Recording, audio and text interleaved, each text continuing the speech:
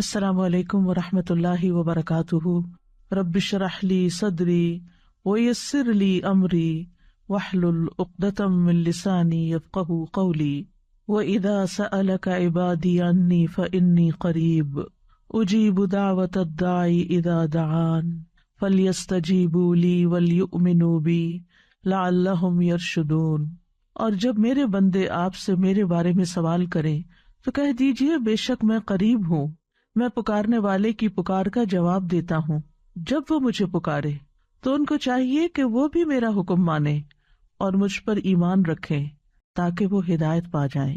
آج ہم نے دوسرے پارے سے سورۃ البقرہ کی آیت نمبر 186 کا انتخاب کیا ہے، جس سے ہمیں یہ پتہ چلتا ہے کہ اللہ سبحانہ وتعالی دعاؤں کا سننے والا ہے۔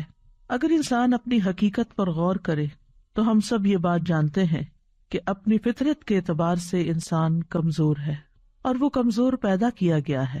خلق الانسان ضعیفا، انسان کمزور پیدا کیا گیا ہے، اور کمزور کو ہمیشہ سہارے کی ضرورت ہوتی ہے۔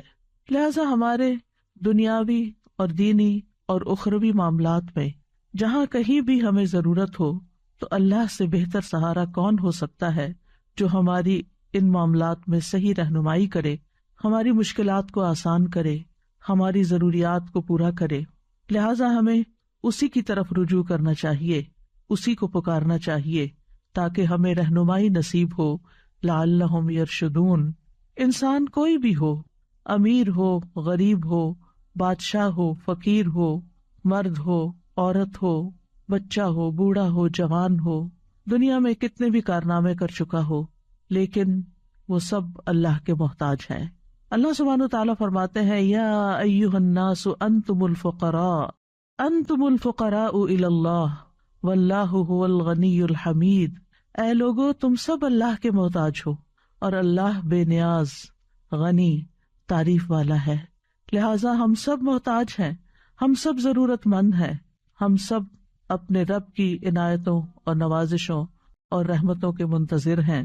لہٰذا ہمیں اسی کی طرف رجوع کرنا ہے، چھوٹی مشکل ہو یا بڑی مشکل ہو، صحت کا مسئلہ ہو یا اولاد میں کوئی مسئلہ ہو، گھریلو ناچاکیاں ہوں یا جن جادو یا نظر کا معاملہ ہو، یا کسی بھی جسمانی تکلیف اور بیماری کا یا مالی پریشانی کا، کوئی بھی مسئلہ ہو، ہم سب کو اپنے رب ہی کی طرف رجوع کرنا چاہیے، اور ہمارا رب قریب ہے۔ اللہ تعالیٰ فرماتے ہیں وَإِذَا سَأَلَكَ عِبَادِي عَنِّي، اور جب آپ سے یعنی محمد صلی اللہ علیہ وسلم سے عبادی، میرے بندے، اللہ تعالیٰ محبت سے خطاب کر رہے ہیں بندوں کو جو ضرورت مند ہیں، جو کمزور ہیں، جو پریشان حال ہیں، ان کو اپنا بندہ بتا رہا ہے کہ یہ میرے بندے ہیں۔ جب میرے بندے آپ سے میرے بارے میں سوال کریں تو انہیں بتا دیجیے فإنی قریب، کہ میں تو قریب ہی ہوں، یعنی قریب اس اعتبار سے کہ ان کی دعا قبول کرتا ہوں اور ان کی دعا سنتا ہوں۔ اجیب دعوت الداعی، میں پکارنے والے کی پکار کا جواب دیتا ہوں۔ سبحان اللہ، یعنی جب بندہ اللہ کو پکارتا ہے تو اللہ جواب دیتا ہے، دعا قبول کرتا ہے۔ اگر اس دعا میں کوئی سوال ہوتا ہے، کوئی طلب ہوتی ہے تو میں ان کو عطا کرتا ہوں۔ اور پھر اذا دعانی، جب بھی وہ مجھے پکارے، دن کو پکارے، رات کو پکارے، صبح پکارے، شام کو پکارے، تکلیف کی حالت میں پکارے، خوشحالی میں پکارے، جب بھی پکارے، کیونکہ اللہ الحی القیوم ہے، زندہ ہے، قائم رکھنے والا ہے۔ لا تأخذہ سنۃ ولا نوم، نہ اس کو نیند آتی ہے، نہ اس کو اونگ، نہ وہ سوتا ہے، وہ اونگتا بھی نہیں ہے، وہ 24/7 اپنے بندوں کی نگہداشت کرتا ہے اور اپنے بندوں کو دیکھتا ہے اور اپنے بندوں کی دعائیں سنتا ہے۔ تو جب بھی وہ مجھے پکارے، لیکن اگر وہ چاہتے ہیں کہ ان کی دعائیں قبول کی جائیں تو پھر انہیں بھی کچھ کرنا ہوگا، اور وہ کیا؟ فَلْيَسْتَجِيبُوا لِي، کہ وہ بھی میرا حکم مانے۔ میں نے بھی انہیں کچھ چیزوں کے لیے بلایا ہے۔ مثلاً اللہ سبحانہ وتعالیٰ دن میں 5 دفعہ جو اذان ہوتی ہے اس سے کیا پیغام دیتے ہیں؟ حی علی الصلاۃ، حی علی الفلاح، آؤ نماز کی طرف، آؤ کامیابی کی طرف۔ تو انہیں چاہیے کہ اسی طرح کی اور بھی جس طرح کے اللہ نے حکم دیے ہیں، جس میں اللہ نے بندوں کو پکارا ہے، انہیں چاہیے کہ وہ بھی اللہ کی بات پر لبیک کہیں اور اللہ تعالیٰ کے احکامات پر عمل کریں، اور جن چیزوں سے اللہ تعالیٰ بچنے کا حکم دیتا ہے ان سے بچیں، اللہ کی فرما برداری کریں، اس کی نافرمانی سے پرہیز کریں۔ وَلْيُؤْمِنُوا بِي، اور انہیں چاہیے کہ وہ اس بات پر ایمان لائیں کہ اگر وہ میری فرما برداری کریں گے تو میں انہیں ثواب دوں گا. انہیں اعتماد کرنا چاہیے، ان کا ایمان ہونا چاہیے، انہیں امید رکھنی چاہیے، انہیں میرے آگے عاجزی کرنی چاہیے. اگر وہ ایسا کریں گے تو میں ان کی دعا قبول کر لوں گا. لعلہم یرشدون، تاکہ وہ راہ پا جائیں، تاکہ انہیں ہدایت مل جائے. یعنی کس معاملے میں ہدایت؟ جس معاملے میں انہوں نے دعا کی، چاہے وہ دعائے عبادت ہو، دعائے سوال ہو، دعائے استخارہ ہو. جب بندہ اللہ سبحانہ تعالیٰ کی شرائط کو پورا کر دیتا ہے تو پھر انسان حق کو پا لیتا ہے. اللہ تعالیٰ اس کو نیک عمل کی توفیق دیتے ہیں، اس کو وہ راہیں دکھا دیتے ہیں جن راہوں سے اس کے مسائل حل ہو جاتے ہیں. لہذا انسان کو ہر حال میں سچے دل سے، حضوری قلب کے ساتھ، مخلص ہو کر، یقین کے ساتھ، رغبت کے ساتھ، رہبت کے ساتھ، یعنی اس سے ڈرتے ہوئے اس سے آہوزاری کرنی چاہیے اور اس سے رہنمائی حاصل کرنی چاہیے. اور جسے دعا کرنے کی توفیق مل جائے تو گویا اس کے لیے قبولیت بھی ہو گئی. اللہ سبحانہ وتعالیٰ فرماتے ہیں وقال ربکم ادعونی استجب لکم، تمہارا رب کہتا ہے کہ مجھے پکارو، میں تمہاری دعا قبول کروں گا. عبادت کا کوئی بھی جو عمل ہوتا ہے، خواہ روزہ ہو یا نماز ہو یا تلاوت قرآن ہو، ان سب کے کرنے سے ہماری روح اسٹرانگ ہوتی، یعنی ہماری اسپرچل سائڈ جو ہے اس کو اسٹرینتھ ملتی ہے. لہٰذا نماز کے بعد دعا قبول ہوتی ہے، قرآن کی قرات کے بعد دعا قبول ہوتی ہے، اور سب سے زیادہ قریب تو انسان سجدے کی حالت میں ہوتا ہے.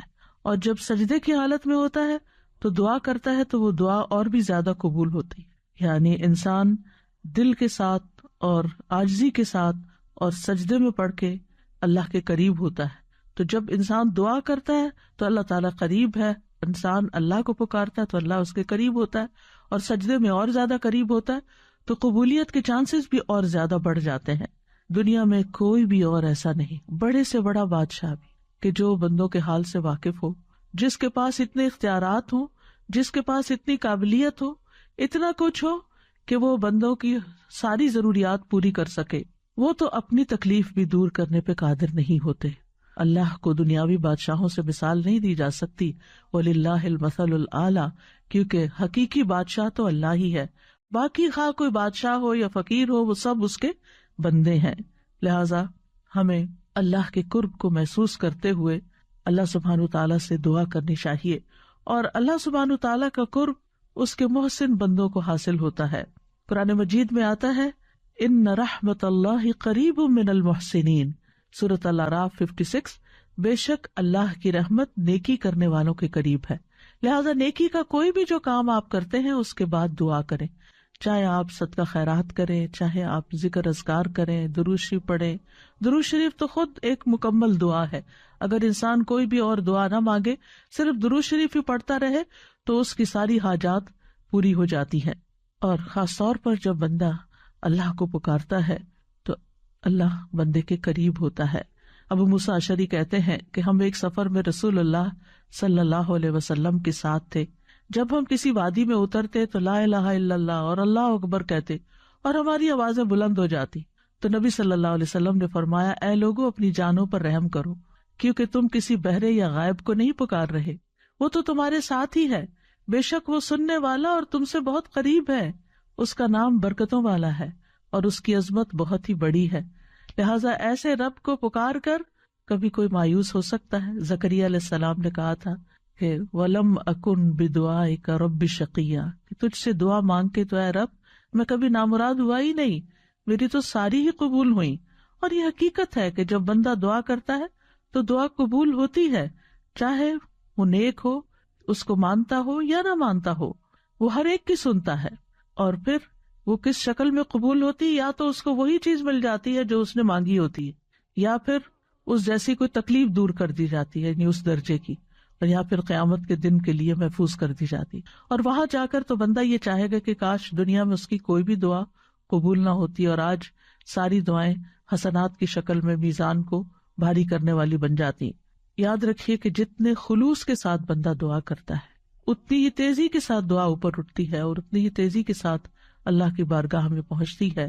نبی صلی اللہ علیہ وسلم نے فرمایا، جس نے لا الہ الا اللہ وحدہ لا شریک لہ لہ الملک ولہ الحمد وہو علی کل شیء قدیر، اپنے دل سے خالص ہو کر زبان سے اس کی تصدیق کرتے ہوئے کہا تو اس کے لیے آسمان کے دروازے کھول دیے جاتے ہیں، حتیٰ کہ اللہ تعالیٰ زمین میں اس کے کہنے والے کی طرف دیکھتا ہے۔ جس کی طرف اللہ نے دیکھ لیا اس بندے کا یہ حق ہے کہ اس کا مطالبہ اس کو عطا کر دے۔ لہذا کمی ہمارے اندر ہوتی، ہمیں دعا کرنے کا ڈھنگ نہیں آتا، ہمیں مانگنا نہیں آتا، ہم پورے یقین سے نہیں مانگتے، ہمارے اندر وہ خلوص نہیں ہوتا، لہذا قبولیت بھی اس درجے کی نہیں ہوتی۔ یاد رکھیے تمام مخلوق اللہ سے مانگتی ہے اور اللہ سبحانہ وتعالی ہر دن ایک نئی شان میں ہوتا ہے۔ سورۃ الرحمن میں اللہ تعالیٰ فرماتے ہیں یسألہ من فی السماوات والارض کل یوم ھو فی شأن، اسی سے مانگ رہے ہیں جو کوئی آسمانوں اور زمین میں ہے، ہر دن وہ ایک نئی شان میں، یعنی ایک دن اگر ایک دعا قبول نہیں ہوئی تو اگلے دن پھر مانگ لی جائے، پھر مانگ لی جائے، کیونکہ ہمارا رب قریب ہے، مجیب ہے۔ وقال ربکم ادعونی استجب لکم ان الذین یستکبرون عن عبادتی سیدخلون جہنم داخرین، اور تمہارے رب نے فرمایا مجھے پکارو میں تمہاری دعا قبول کروں گا، بے شک وہ لوگ جو میری عبادت سے تکبر کرتے ہیں ان قریب ذلیل ہو کر جہنم میں داخل ہوں گے۔ تو یہاں دعا کو عبادت کہا گیا ہے، اگرچہ ہماری ضرورت ہوتی ہے تو ہم اللہ کو پکارتے ہیں، لیکن یہ پکارنا بھی ایک عبادت بن جاتا ہے اور اس پر بھی انسان اجر پاتا ہے۔ اور یاد رکھیے وہ بہترین قبولیت بخشنے والا ہے۔ قرآن و حدیث میں دعاؤں کی قبولیت کی بے شمار مثالیں ملتی ہیں کہ ہمارا رب ناممکن کو ممکن بنا دینے والا ہے۔ ہم دیکھتے ہیں کہ نوح علیہ السلام نے اللہ تعالیٰ کو پکارا تو اللہ تعالیٰ نے ان کی دعا قبول کر لی۔ وَلَقَدْ نَادَانَا نُوحٌ فَلَنِعْمَ الْمُجِيبُونَ، سورۃ الصافات میں آتا ہے، اور بلا شبہ نوح نے ہمیں پکارا تو یقیناً ہم کتنے اچھے قبول کرنے والے، یعنی ان کی دعا ہم نے قبول کر لی۔ ایک دوسری جگہ پر آتا ہے سورۃ الانبیاء میں وَنُوحًا إِذْ نَادَىٰ مِن قَبْلُ فَاسْتَجَبْنَا لَهُ فَنَجَّيْنَاهُ وَأَهْلَهُ مِنَ الْكَرْبِ الْعَظِيمِ، اور نوح کو بھی جب اس نے اس سے پہلے پکارا تو ہم نے اس کی دعا قبول کر لی، پھر اسے اور اس کے گھر والوں کو بہت بڑی گھبراہٹ سے بچا لیا۔ جب شیطان ہمارے دل میں مایوسی ڈالے کہ تمہاری نہیں سنی جائے گی، تمہاری نہیں قبول ہوگی، پتہ نہیں قبول ہوگی بھی یا نہیں، تو فوراً سوچا کرے کہ نوح علیہ السلام کی تو اللہ نے قبول کر لی تھی، وہ ضرور میری بھی دعا قبول کر لے گا۔ یونس علیہ السلام نے مچھلی کے پیٹ میں اللہ کو پکارا تھا، فنادى في الظلمات ألا إله إلا أنت سبحانك إني كنت من الظالمين فاستجبنا له ونجيناه من الغم وكذلك ننجي المؤمنين۔ تو اس نے اندھیروں میں پکارا کہ تیرے سوا کوئی معبود نہیں، تو پاک ہے، یقیناً میں ظلم کرنے والوں میں سے ہو گیا ہوں۔ تو ہم نے اس کی دعا قبول کر لی اور اسے غم سے نجات دی، اور اسی طرح ہم ایمان والوں کو نجات دیتے، یعنی باقی ایمان والے بھی اگر یونس علیہ السلام کے نقش قدم پر چلتے ہوئے اللہ سے دعا کریں اور اپنے قصور کا اعتراف کریں تو اللہ تعالیٰ ضرور ان کی بھی سنے گا۔ ایوب علیہ السلام نے اللہ کو پکارا، اللہ نے ان کی دعا قبول کر لی۔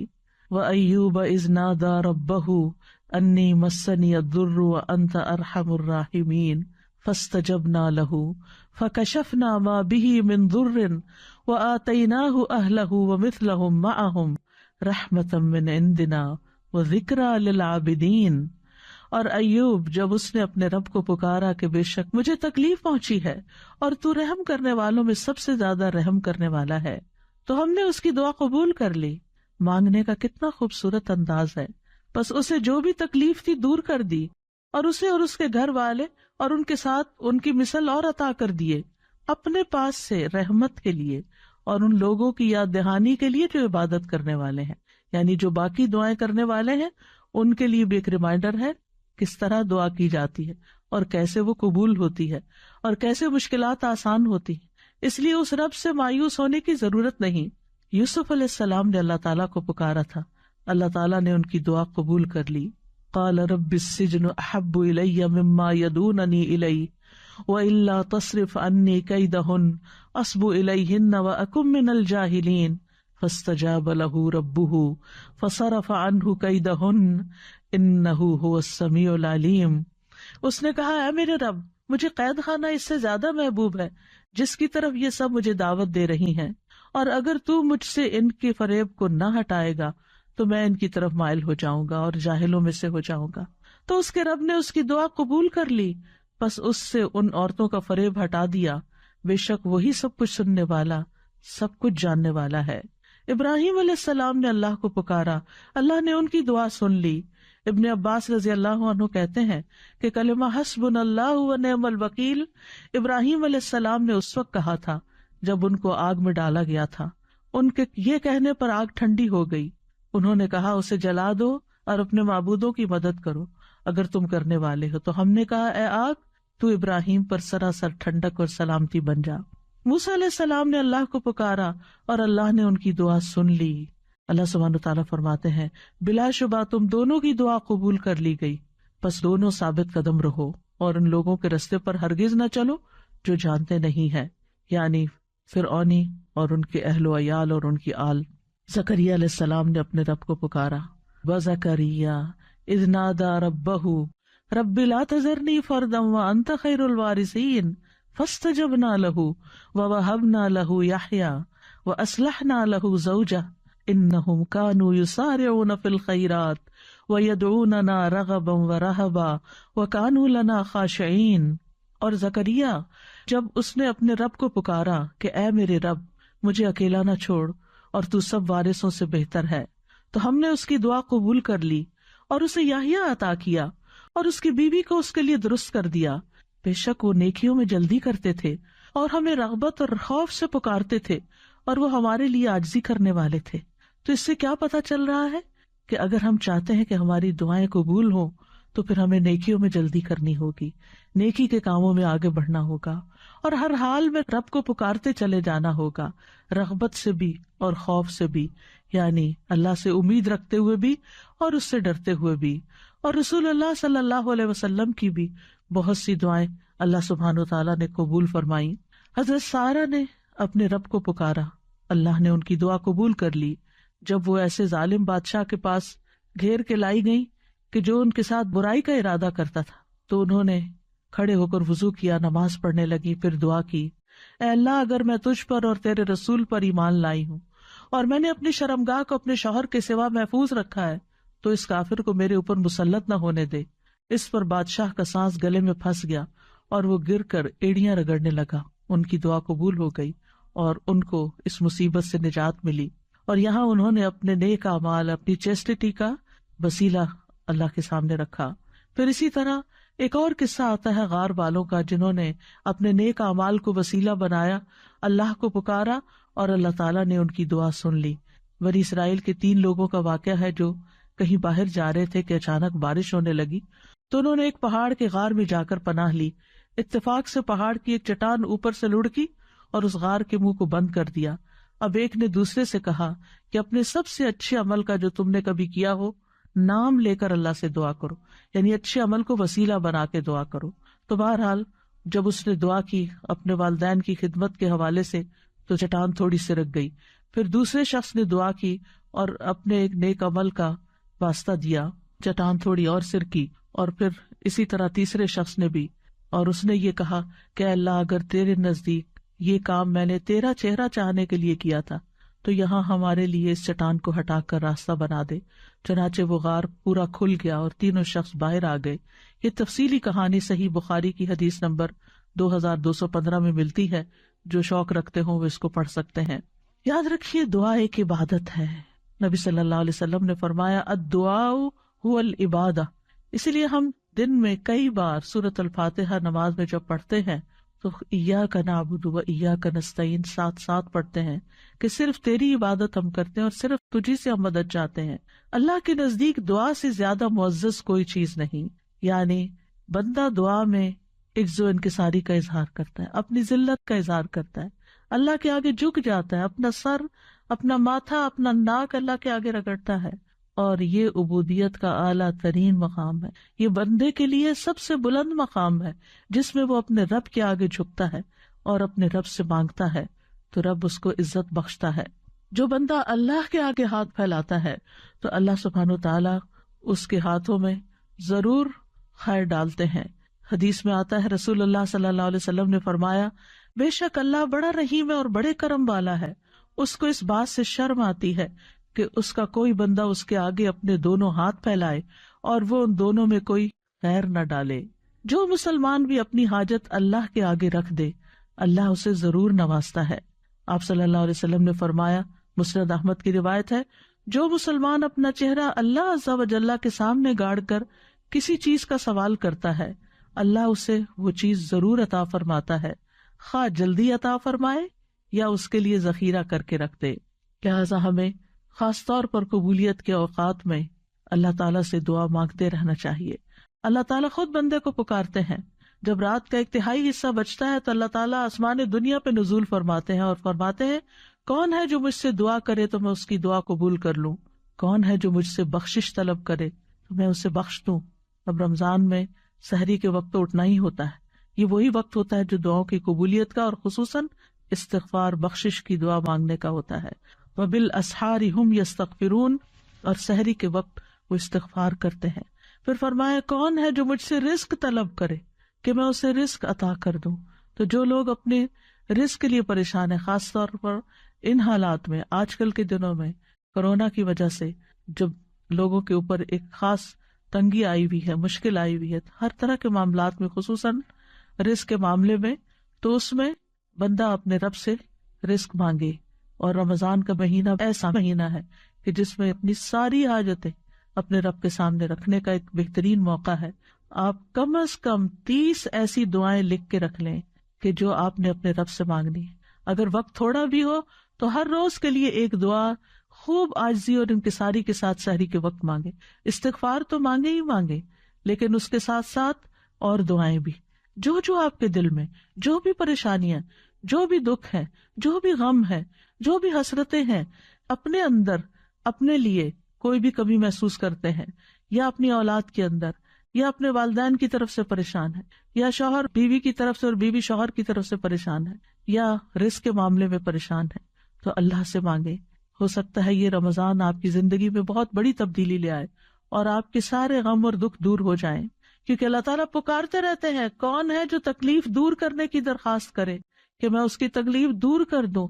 تو کسی بھی چیز سے جو آپ کو تکلیف ہوتی ہے اس کے دور کرنے کے لیے اپنے رب کو پکاریں. حدیث میں آتا ہے یہ اعلان طلوع فجر تک ہوتا رہتا ہے، یعنی جب تک فجر کی اذان نہیں ہوتی تو اللہ تعالیٰ آپ کو پکارتے رہتے ہیں. تو اللہ نے دعا مانگنے کا حکم دیا ہے اور قبولیت کا وعدہ کیا ہے، لہذا قبولیت کے لیے اللہ کو پکارتے رہنا چاہیے. کیونکہ شیطان انسان کے دل میں وسوسہ ڈالتا ہے تم تو بہت گناہ گار ہو، تمہاری کہاں سنی جائے گی. یاد رکھیے اللہ تعالیٰ گناہ گاروں کی بھی سنتا ہے. حدیث میں آتا ہے مظلوم کی دعا قبول کی جاتی ہے اگرچہ وہ گناہ گار ہو، بس اس کا گناہ اس کے نفس پر ہے. سفیان بن عیینہ کہتے ہیں کہ دعا کرنے کو ترک نہ کرو. کسی بھی حال میں بڑے سے بڑا جرم کیا، بڑے سے بڑا قصور کیا، لیکن اللہ سے مایوس نہ ہو. وہ کہتے ہیں اور تم اپنے نفسوں کے بارے میں جو کچھ جانتے ہو وہ چیز تمہیں دعا مانگنے سے نہ روکے، کیونکہ بلیل انسان علی نفسہ ہی بصیرہ، انسان اپنے بارے میں اپنے آپ کو خوب جانتا ہے، خوب آگاہ ہے. بس اللہ نے تو ابلیس کی بھی دعا قبول فرمائی، حالانکہ وہ تمام مخلوقات سے بدتر ہے. اس نے کہا تھا قال انذرنی الی یوم یبعثون، کہ مجھے اس دن تک مہلت دے رب جب یہ سب اٹھائے جائیں گے. تو اللہ تعالیٰ نے اس کی دعا قبول کر لی اور اس کو مہلت دے دی. لیکن وہ اپنے سے مانگنے والوں سے محبت رکھتا ہے، اس کو پسند کرتا ہے. سفیان ثوری کہا کرتے تھے اے وہ ذات جس کو اپنے تمام بندوں میں سے وہ انسان سب سے زیادہ محبوب ہے جو اس سے مانگے تو کثرت سے اس سے سوال کرے، زیادہ مانگے، انسسٹ کرے، مانگتا چلا جائے، بار بار مانگے. اے وہ ذات جس کو اپنے تمام بندوں میں وہ انسان سب سے زیادہ ناپسند ہے جو اس سے نہ مانگے، اور تیرے سوا کوئی بھی ایسا نہیں ہے میرے رب، یہ تو ہی ہے کہ جو مانگنے والے سے محبت کرتا ہے، ورنہ مخلوق تو مانگنے والوں سے نفرت کرتی ہے، اور اس کے برعکس اگر کوئی تجھ سے نہ مانگے تو اس کو ناپسند کرتا ہے.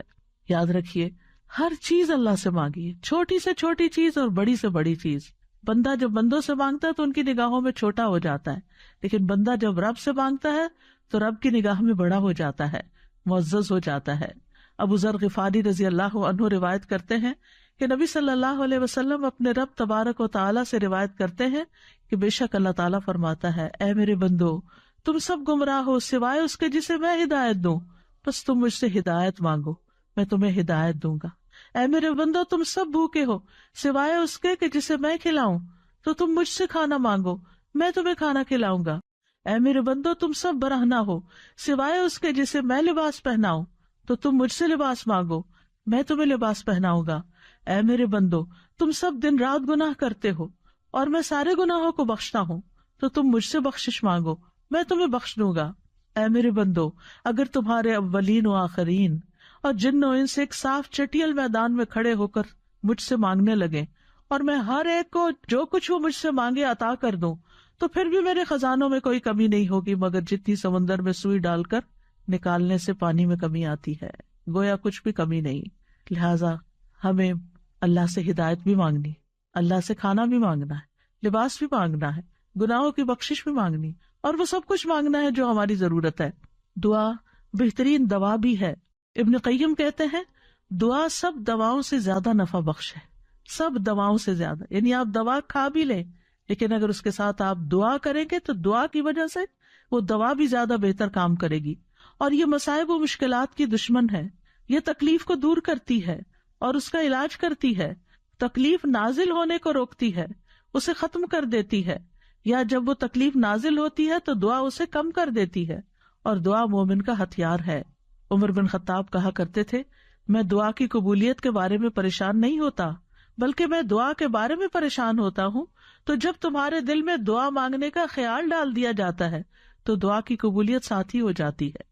کیونکہ بعض اوقات ہم کسی معاملے میں اریٹیٹ ہو رہے ہوتے ہیں، تنگ ہو رہے ہوتے ہیں، پریشان ہو رہے ہوتے ہیں، رو رہے ہوتے ہیں، دل میں بدگمانیاں لوگوں کے بارے میں لا رہے ہوتے ہیں، لوگوں کے گلے شکوے۔ نہیں، ان سارے مواقع پر جلنے کڑنے کی بجائے، پریشان ہونے کی بجائے فوراً اللہ سے مانگنا شروع کر دیں، فوراً اللہ کی طرف رجوع کریں۔ اللہ تعالیٰ ایسی کیفیات ہمارے اوپر لاتے ہی اس لیے تاکہ ہم اس کی طرف رجوع کریں، کیونکہ ہم خوشحالی میں تو کم ہی یاد کرتے ہیں، لیکن افسوس یہ کہ ہم تو بدحالی میں بھی اللہ کو یاد کرنا بھول جاتے ہیں۔ بندوں سے توقع رکھتے ہیں لیکن بندے مایوس کرتے ہیں، اور انسان ہیں بھی کمزور، ہم سب محتاج ہیں اللہ کے، دینے والا تو وہی ہے، لہٰذا اس سے مانگے، وہ اللہ اپنے بندوں کے دل میں آپ کی مدد کا خیال ڈال دے گا۔ پھر یاد رکھیے کہ دعا صرف ایک دفعہ مانگ کے یہ نہیں کہنا چاہیے کہ میری تو قبول نہیں ہوئی، تکرار سے مانگتے چلے جائیں۔ ابو درداء کہا کرتے تھے کہ دعا مانگنے میں زور صرف کرو، زور لگاؤ، کیونکہ جو کثرت سے دروازہ کھٹکھٹاتا ہے قریب ہے کہ اس کے لیے دروازہ کھول دیا جائے، اور جو اللہ سے نہیں مانگتا اللہ اس سے ناراض ہو جاتا ہے۔ اور یاد رکھیے دعا مانگ کے مایوس بھی نہیں ہونا چاہیے، کیونکہ اللہ کی رحمت سے مایوسی کبیرہ گناہوں میں شامل ہے، اور بندوں کی مایوسی پہ رب مسکراتا ہے۔ نبی صلی اللہ علیہ وسلم نے فرمایا ہمارا رب اپنے بندوں کی مایوسی پر ہنستا ہے، حالانکہ حالات کی تبدیلی قریب ہوتی ہے۔ ابو رزین نے عرض کیا اے اللہ کے رسول کیا رب بھی ہنستا ہے؟ آپ نے فرمایا ہاں۔ میں نے عرض کیا جو رب ہنستا ہے ہم اس کے ہاں خیر و بھلائی کو مفقود نہیں پا سکتے، یعنی وہاں سے تو خیر و بھلائی ملے گی ہی ملے گی۔ تو یاد رکھیے کہ دعا جب مانگتے ہیں ہم قبولیت کی امید کے ساتھ، تو بعض اوقات وہ اس طرح چیزیں ہوتی نہیں، تو اس کے کچھ درجے ہیں۔ کبھی تو انسان کو وہ چیز ویسے ہی مل جاتی ہے، کبھی آخرت کے لیے ذخیرہ بنا دی جاتی ہے، کبھی گناہوں کا کفارہ ادا ہو جاتا ہے۔ انسان مایوس نہ ہو، کیونکہ اللہ تعالیٰ سننے والا ہے۔ ہم نے اللہ کی عظمت کو پہچانا نہیں، اس لیے ہم بہت جلدی کہتے میں نے اپنے رب سے دعا کی لیکن میری دعا قبول نہیں ہوئی، حالانکہ وہ قبول کر چکا ہوتا ہے۔ بعض اوقات ہم کوئی چیز مانگ رہے ہوتے ہیں لیکن اس سے زیادہ ہمیں اس بلا سے بچنے کی ضرورت ہوتی ہے جو راستے میں آ رہی ہوتی، تو جب بندہ دعا کرتا ہے تو بلا واپس چلی جاتی ہے۔ دعا جو ہے وہ قضا کو بھی بدل دیتی، تقدیر کو بھی بدل دیتی ہے، قضا کو بھی رد کر دیتی ہے۔ ایک مصیبت آنے والی ہوتی، ایک آفت آپ کے راستے میں ہوتی ہے کہ اتنے میں آپ کسی اور چیز کے لیے دعا کرنا شروع کر دیتے، تو آپ کا رب آپ کو وہ چیز دینے کی بجائے آپ کی وہ آنے والی مصیبت ٹال دیتا ہے۔ لیکن کبھی جیسے انسان مانگتا ہے ویسے ہی مل بھی جاتا ہے۔ جیسے ابراہیم علیہ السلام نے ایک بیٹے کی دعا مانگی تھی، صرف بیٹے کی نہیں، رب ہب لی من الصالحین فبشرناہ بغلام حلیم، تو اللہ نے ان کو ایک بردبار لڑکے کی بشارت دی، یعنی جس کے اندر بردباری ہو، واقعی نیکی کے راستے پر اس کے لیے چلنا آسان ہوتا ہے، اور کبھی مانگی ہوئی چیز سے بھی بہتر عطا کرتا ہے۔ عمران کی بیوی نے اللہ سبحانہ تعالیٰ سے نظر مانی کہ جو میرے پیٹ میں وہ آزاد ہوگا تو مجھ سے قبول فرما۔ تو جب اس نے بچے کو جنم دیا تو وہ بیٹی تھی، تو پریشان ہو گئی کہ شاید یہ میرے حق میں بہتر نہیں، اور اللہ زیادہ جاننے والا ہے جو اس نے جنا۔ قرآن مجید میں آتا ہے اور لڑکا لڑکی جیسا نہیں ہوتا، لہذا تم لڑکی کو معمولی چیز نہ سمجھو. بے شک میں نے اس کا نام مریم رکھا، بے شک میں اسے اور اس کی اولاد کو شیطان مردود سے تیری پناہ میں دیتی. اور کبھی مانگی ہوئی چیز سے کوئی تکلیف دور ہو جاتی ہے، کبھی دعا گناہوں کا کفارہ بن جاتی ہے. یہ یاد رکھیے کہ اللہ اپنے بندوں کی دعا قبول ضرور کرتا ہے، لیکن ہمیں مانگنے کے آداب بھی معلوم ہونے چاہیے. اخلاص اور پوری توجہ سے دعا کریں، قبولیت کے یقین کے ساتھ دعا کریں. یوں نہیں کہنا چاہیے اللہ اگر تو چاہے تو میری بخشش کر دے، چاہے تو مجھ پہ رحم کر، چاہے تو مجھے روزی دے، بلکہ پختگی کے ساتھ سوال کرنا چاہیے، کیونکہ اللہ جو چاہتا ہے وہ کرتا ہے، اس پہ کوئی جبر کرنے والا نہیں ہے. پھر خشوع و خضوع اور عاجزی کے ساتھ دعا کرنی چاہیے، کیونکہ اللہ تعالیٰ غافل اور لہو و لعب میں مشغول دل کی دعا قبول نہیں کرتا. آج کل کے بعض اوقات ہم موبائل پہ میسیجز چیک کرتے رہتے ہیں اور ساتھ استغفر اللہ کہہ دیتے ہیں اور دل کہیں کا کہیں ہوتا ہے. ٹھیک ہے، زبان پہ کوئی نہ کوئی ذکر آپ جاری رکھیں، کوئی بھی کام کرتے ہوں، لیکن جو آپ کی حاجات ہیں، ضروریات ہیں، جو مانگنے کی چیزیں ہیں، ان کو دل لگا کے مانگے. قرآن مجید میں آتا ہے ادعوا ربکم تضرعا وخفیہ انہ لا یحب المعتدین. اپنے رب کو گڑ گڑا کر اور خفیہ طور پر پکارو، چپ کے دل میں، بے شک وہ حد سے بڑھنے والوں سے محبت نہیں کرتا. اور یہ بھی ایک حقیقت ہے کہ آپ نے کئی دفعہ اپنی زندگی میں دیکھا ہوگا کہ ادھر آپ کے دل میں کسی چیز کا خیال آتا ہے، حسرت آتی ہے، آپ کو دل چاہتا ہے، اور ادھر سے وہ آپ کی خواہش پوری ہو جاتی ہے. تو یہ کس نے پوری کی؟ یہ کس کو پتا تھا کہ آپ کے دل میں کیا خیال اٹھا، کیا طلب پیدا ہوئی؟ یہ صرف رب کو پتا تھا. آپ نے تو ابھی مانگا بھی نہیں تھا. وہ تو دل کی سنتا ہے، جو دلوں کے خیالات ہیں ان کو بھی جانتا ہے. صرف آپ نے تمنا ہی ابھی کی تھی تو اللہ نے وہ بھی پوری کر دی. پھر اسی طرح باوضو ہو کر دعا کریں، یعنی جب آپ خاص طور پر چاہیں کہ قبولیت ہو. اس کے بارے میں آتا ہے کہ ابو عامر رضی اللہ عنہ جب شہید ہوئے تو ابو موسیٰ اشعری رضی اللہ عنہ نے آ کر نبی صلی اللہ علیہ وسلم کو خبر دی اور کہا کہ ابو عامر نے کہا تھا کہ آپ صلی اللہ علیہ وسلم سے کہنا کہ میرے لیے استغفار کریں. آپ نے پانی طلب فرمایا اور وضو کیا، پھر ہاتھ اٹھا کر دعا کی، اے اللہ عبید ابو عامر کی مغفرت فرما دے. تو ہم بھی اپنے فوت شدہ عزیزوں اور رشتے داروں کے لیے اس طرح کی دعا کر سکتے ہیں کہ ہاتھ اٹھا کر، نام لے کر، کیونکہ آپ نے نام لے کر ان کے لیے دعا کی. پھر اسی طرح اگر ہم چاہتے ہیں کہ ہماری دعائیں قبول ہوں تو ہمیں حلال روزی کا اہتمام کرنا چاہیے، کیونکہ حرام جو ہے وہ دعاؤں کی قبولیت کے راستے میں رکاوٹ بنتا ہے.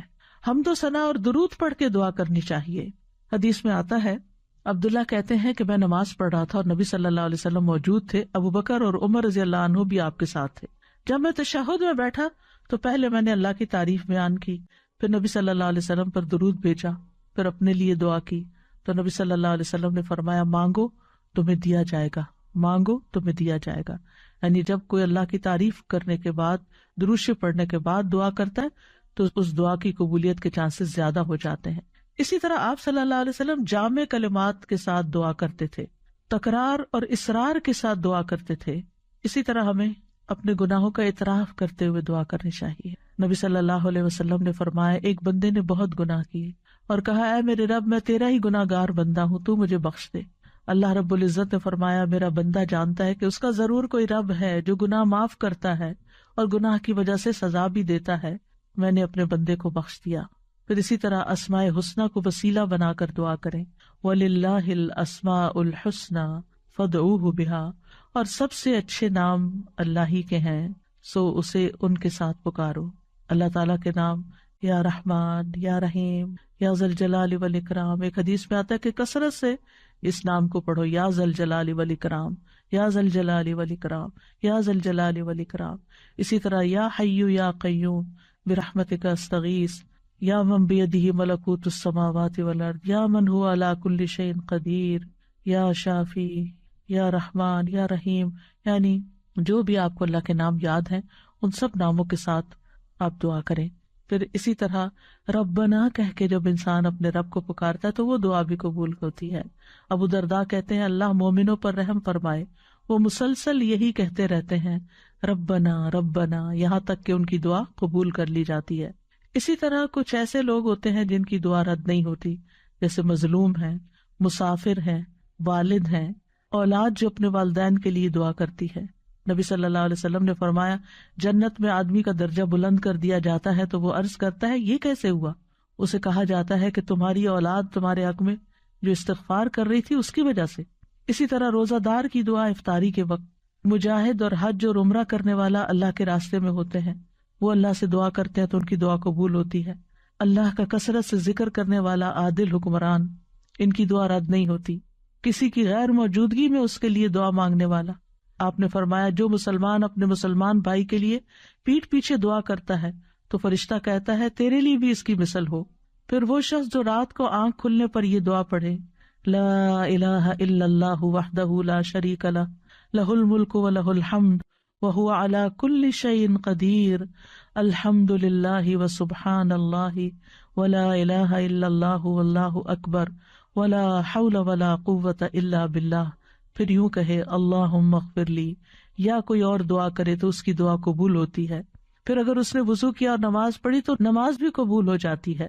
پھر اسی طرح وضو کر کے اللہ کا ذکر کر کے سونے والے کی دعا قبول ہوتی ہے، یعنی رات کو. فرمایا کوئی مسلمان ایسا نہیں کہ وہ اللہ کے ذکر کے ساتھ باوضو رات گزارے اور رات کو جاگ جائے اور اللہ سے دنیا اور آخرت کی پناہ مانگے تو اللہ تعالیٰ اسے ضرور دیتے ہیں.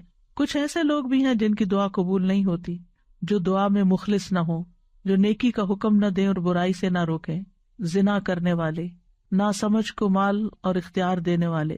اور ہمیں اللہ تعالیٰ سے دعائیں کرتے رہنا چاہیے، اپنی زبان میں بھی کرنا چاہیے، اور پھر اللہ سبحانہ وتعالیٰ کے اسماء اعظم کے ساتھ بھی، اور ایسی دعا سے پناہ مانگنی چاہیے جو قبول نہ ہو.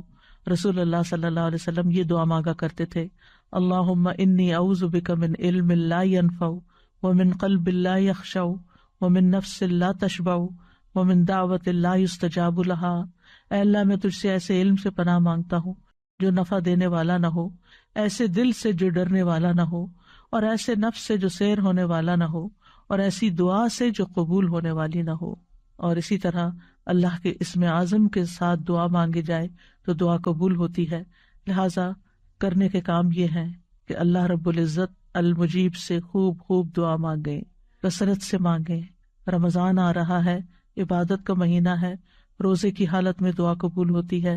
دن بھر بھی دعا مانگیں، تراویح کے بعد بھی مانگیں، تلاوت قرآن کے بعد بھی مانگیں، صدقہ خیرات کر کے بھی مانگیں. پھر اسی طرح یہ ہے کہ اگر آپ کو بہت زیادہ دعائیں کرنی نہیں آتی تو آپ کچھ کتابیں ہیں جیسے قرآنی اور مسنون دعائیں ہیں، اس میں اوتھینٹک دعاؤں کی سلیکشن کی گئی ہے. اسی طرح وہ ایاک نستعین کتاب ہے، ان کی ایپس بھی ہیں. اور آپ سب کے لیے اب خوشخبری ہے کہ ایک نئی ایپ دعائیں آ رہی ہے، انشاءاللہ رمضان کا تحفہ ہے آپ سب کے لیے. بہت محنت سے بنائی گئی ہے، اور اس میں صرف آپ اس کو اسکرول کرتے جائیں اور دعا پڑھتے جائیں اور اللہ سے مانگتے جائیں اور اپنے فیوریٹ دعاؤں پہ نشان بھی لگاتے جائیں. پھر اگر ساری آپ نہ بھی پڑھ سکیں تو فیوریٹس کو تو کم از کم ضرور روز پڑھیں. اللہ سبحانہ و تعالی ہم سب سے ہماری دعائیں آئندہ قبول فرمائے اور ہمیں یقین عطا کرے، اور ہم کبھی بھی دعا کرنے سے عاجز نہ آئیں، اور خوشحالی ہو یا تنگی مانگتے ہی چلے جائیں. قبولیت کے اوقات میں مانگنے کی کوشش کرے، اذان کے بعد، فرض نمازوں کے بعد، رات کے آخری پہر میں، جمعہ کے دن عصر کے بعد، ماہ رمضان میں، بارش کے وقت، اور خاص طور پر ایمان اور حسن خاتمہ کی. وآخر دعوانا ان الحمد للہ رب العالمین.